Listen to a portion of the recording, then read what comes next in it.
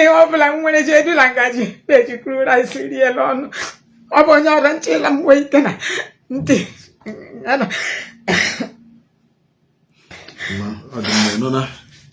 ozuola anyị ga-eme ka aka na-achị steeti Abia wụ His Excellency Alex Oti ka ọ mara maka ihe a mere gị nụna ebezila anyị ga-eme ka gọvanọ ndị Abia nụ maka ya and ama m na gọvanọ hụ ha na vidiyo ga ọ ga-emerịrị something kpọọ aha vileji gị ahụ ọzọ Ụmụapịtị Okpuala Ngwa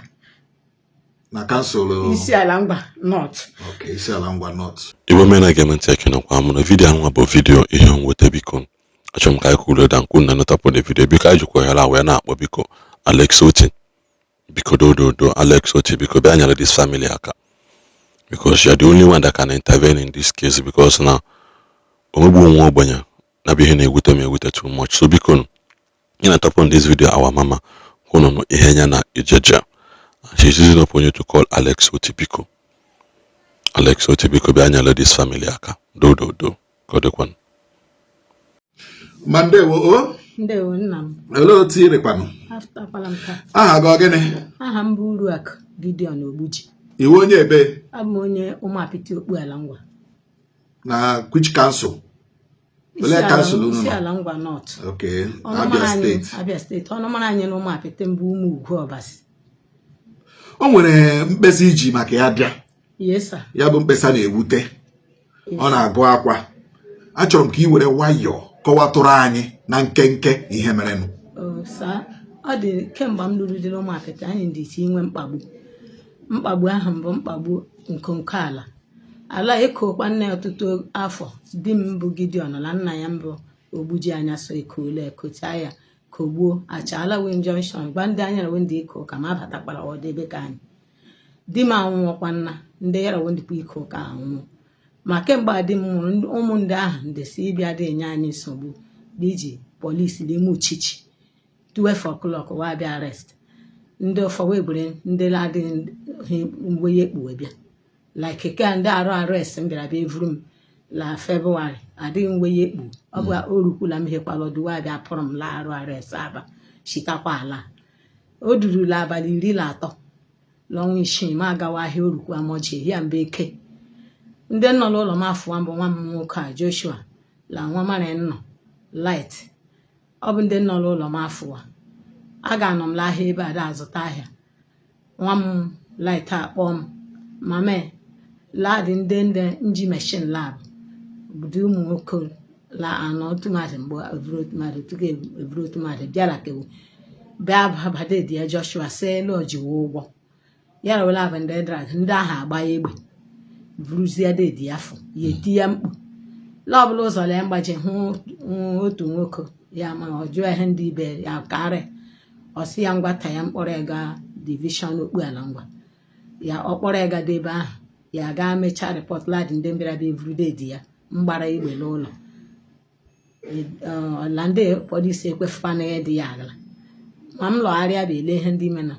meji m igwe gawa ahịa ma alọdụ ahịa ọ bụ taa m lọdụrụ ahịa dowe igwe si ma pasa akpa ihe nri m zụrụ mfụta ndị efta meshin agbagharị ọdọ nwa ha kwụọ mkpu ma agba ọsọ ha emekwana onye m shi gbaa ọsọ gachita azụ ụlọ gbafuo mbụ tọchọ enyere m larụ arrest aba la February ọ bụ ihe mere m shi gbaa oke ọsọ ahụ adịghị ke m larịrị ebe ahụ m gbafuru abalị abụ ha m ga-abụ la polisi ejulala ụlọ la bịara la ka anyị ladị ndị mara ụmụ m gburu anyị ji ama ọgwụ ego la anyị gburu nwaanyị nwatakịrị agbọghọbịa 18 years anyị ji eme ọgwụ ego la bịara ndị polisi abịala vuta nwaanyị ahụ juli mụlụ anyị kọkashi ụlọ vuo dọkụmentị anyị mmadụ eti ya mkpu n'oke olu ladị mmadụ anyị mgburu ladịkwana mmadụ m eji egbu ladị mmadụ ụmụ m leji egbu wasị m la vutara mmadụ n'ime azụ ụlọ anyị then ịnọtọ taa echi wasịla abịala lụọ Aike mbụ youth leader Aike Ụwọma Paul la mbụ youth leader la abịala ụbịa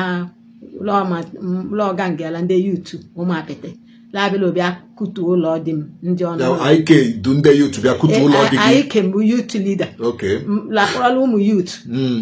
la bịa kutu ụlọ dị m ndị ọnụ ụlọ 7 gbaa ya ọkụ gbaide property m otu a mbụ otu aka m nọ m afụ ma ha eri ya m zụrụla ahịa ma pin m adịghị nna m wetara he m niile gbakutu ụlọ di m nwụrụ na 2011 ụlọ ji akụzi mbụ nkụzi ọ dịghị onye di m na-eje ezu ụlọ ahụ ọ rụtara mbụ nga mụrụ ụmụ m nọ wabịa kutue gbaa he m niile ọkụ ma satifiketi ụmụ m he niile nọ nga wada mejie ya otere m nọgbu aka abụ m refeji onye ọdọ nyere m jedula ngwa ike na mkpu adịghị ihe ma ọ bụla m fụtara ma pin ụlọ dị m erela ihe mbụ ụlọ niile nọ na kemgbe agbaala ya ọkụ gbuo abịala ụdị egbu m ube dawa la anyị agaghị lọdọla ụmụ apịtị la anyị bịara abịa la anyị oge ime kishọl anyị agaghị lọdọla obodo ụmụ o nwere ihe segere unu na famili a ihe ndị siri anyị mba ala akpanụ nna dị m okoro ụka elekochakwa nne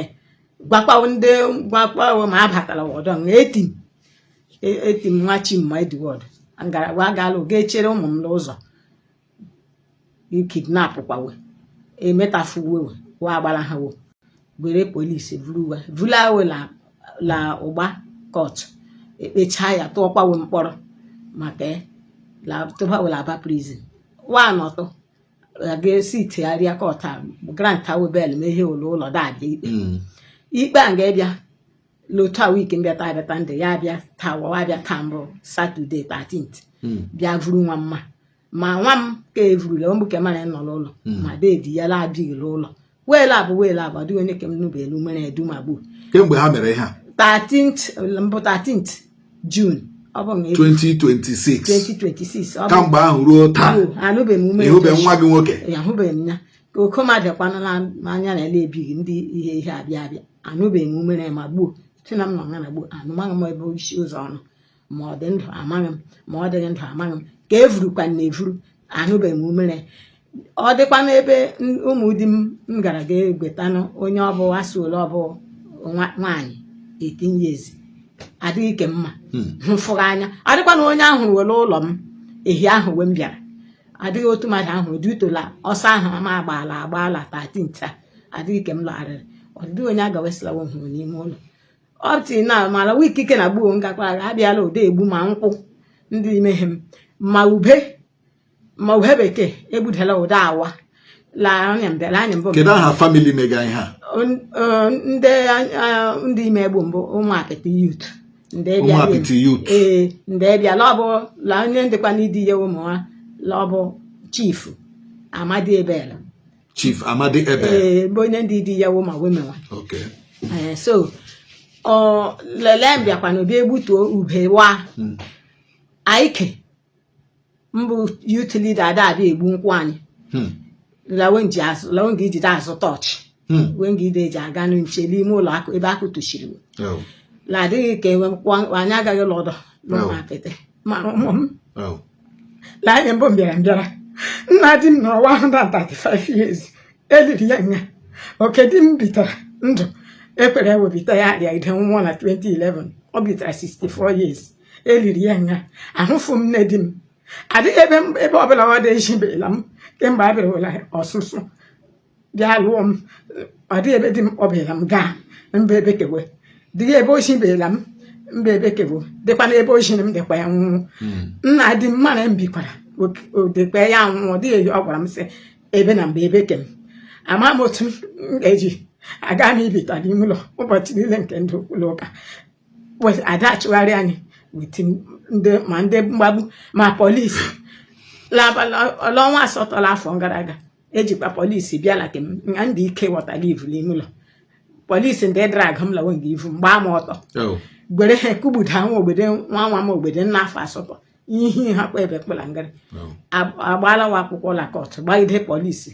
divishọn okpuala ngwa mbụ ihe mmere nọ a ga-eshi ọrụ si nọ amara ezinụlọ m anya ọ dịghị ama m ebe m ga-ela ama m otu m ji eme otu na m nọ nga gbe enwekwa m ebe obibi ụmụ di m achọpụla nla ụlọ kwesịchiarịla di m Chineke onye gara ga-agba nga mgbe ọzara ụmụdi m ewere efufu tupu mara ụmụ kpagharịa m niile adịghị ọbụla m nwere ji edula ngaji ejikuru rice riela ọnụ ọ bụ onye ọrụ nchela m nwee ike na ntị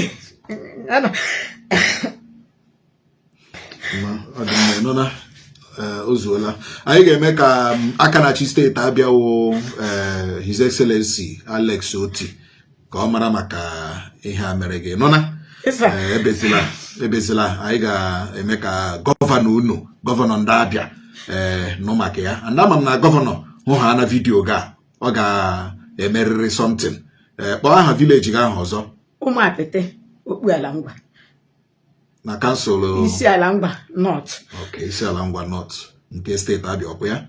ngwa ebezila nụna ihe ị chọrọ wụ ka ị laghachi n'ụlọ dị gị ọkwa ya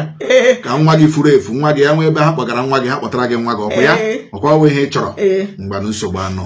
ebewule nụna ebewule